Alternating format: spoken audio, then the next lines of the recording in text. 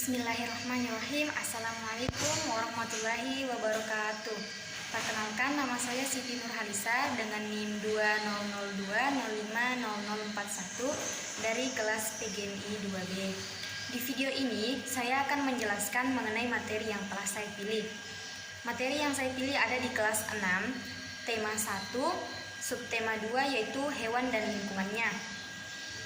Hewan merupakan salah satu makhluk ciptaan Tuhan. Keanekaragaman hewan jauh lebih banyak dibandingkan dengan tumbuhan. Hewan merupakan salah satu makhluk Tuhan yang perlu kita lestarikan. Sesuai dengan firman Allah dalam Quran surah Al-An'am ayat 38 yang berbunyi, Bismillahirrahmanirrahim. Wa ma min dabbatin fil ardi wa la ta'irin yatiru bi janahaihi illa umamun amthalakum ma farratna fil kitabi min syai'in thumma ila rabbihim yuhsyarun.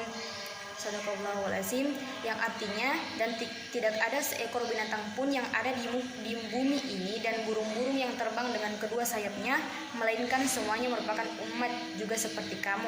Tidak ada seorang pun yang kami luputkan di dalam kitab, kemudian kepada Tuhan mereka dikumpulkan. Ayat tadi berisi perintah kepada manusia untuk selalu berbuat kebajikan kepada sesama makhluk hidup, termasuk kepada hewan. Materi pertama yang akan saya jelaskan adalah mengenai klasifikasi hewan. Nah, salah satu cara untuk membedakan jenis-jenis hewan adalah dengan melakukan klasifikasi. Melakukan klasifikasi bisa berdasarkan caranya berkembang biak, jenis makanannya, maupun bentuk struktur tubuhnya. Cara hewan berkembang biak.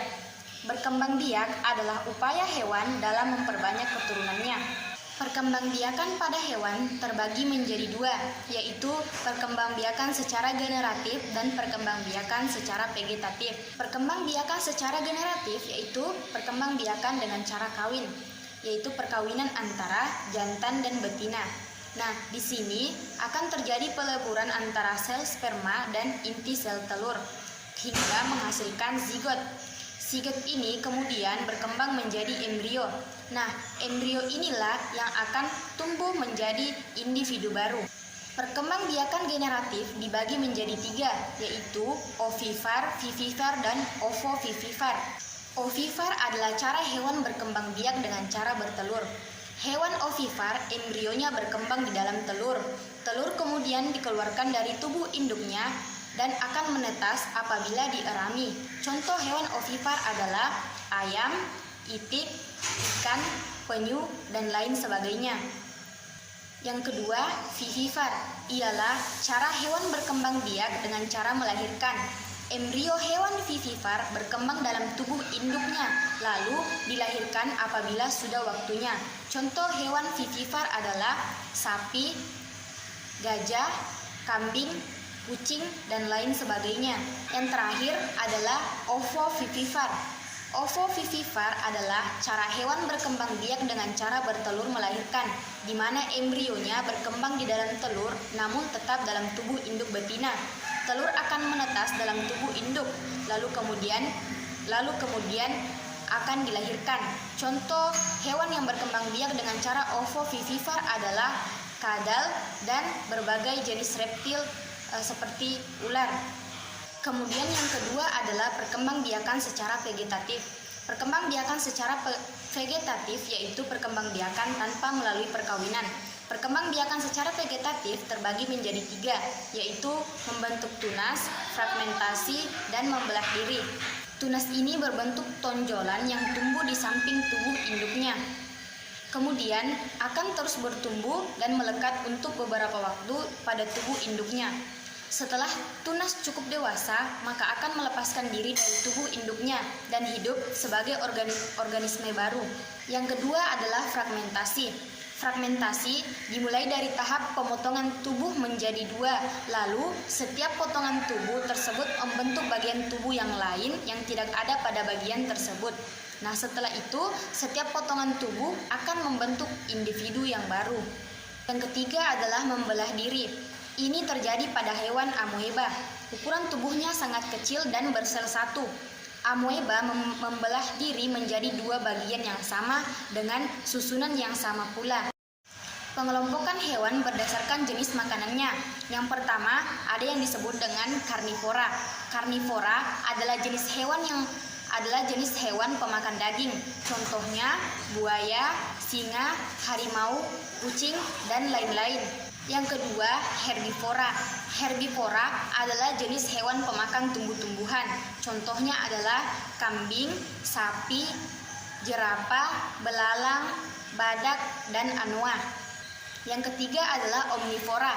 Omnivora adalah jenis hewan pemakan tumbuh-tumbuhan dan juga pemakan daging. Contohnya adalah monyet, anjing, tikus, beruang, dan lain sebagainya. Selanjutnya, kingdom Animalia atau dunia hewan. Kingdom Animalia atau dunia hewan terbagi menjadi dua, yaitu vertebrata dan avertebrata.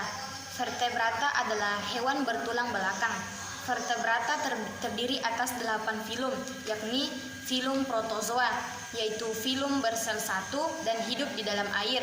Kemudian filum porifera, yaitu hewan yang berpori dan bentuk tubuhnya seperti spons. Yang ketiga, filum coelenterata, yaitu hewan yang berongga dan punya tentakel untuk menangkap mangsanya.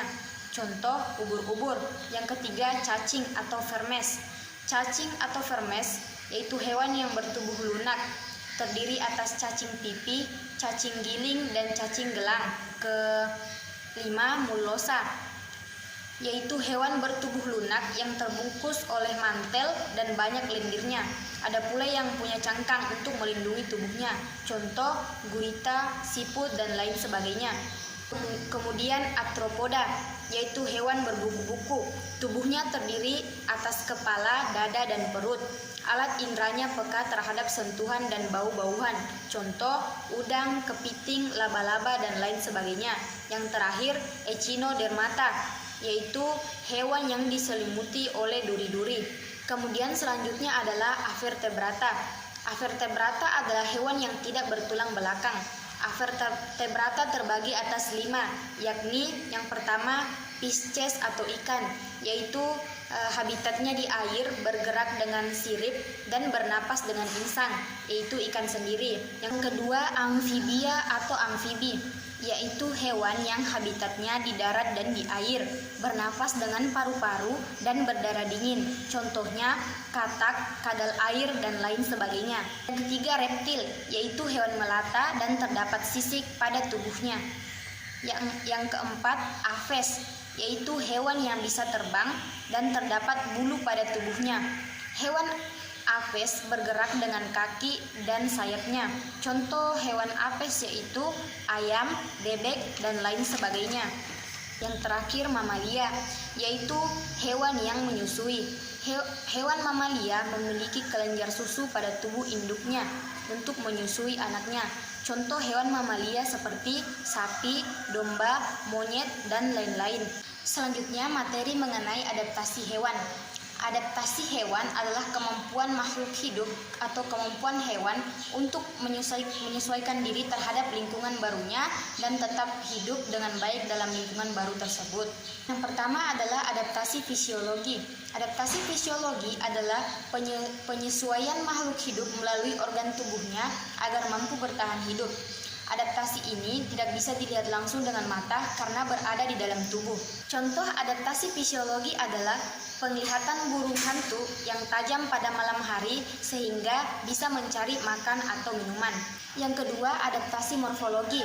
Adaptasi morfologi adalah adaptasi yang mudah dilihat.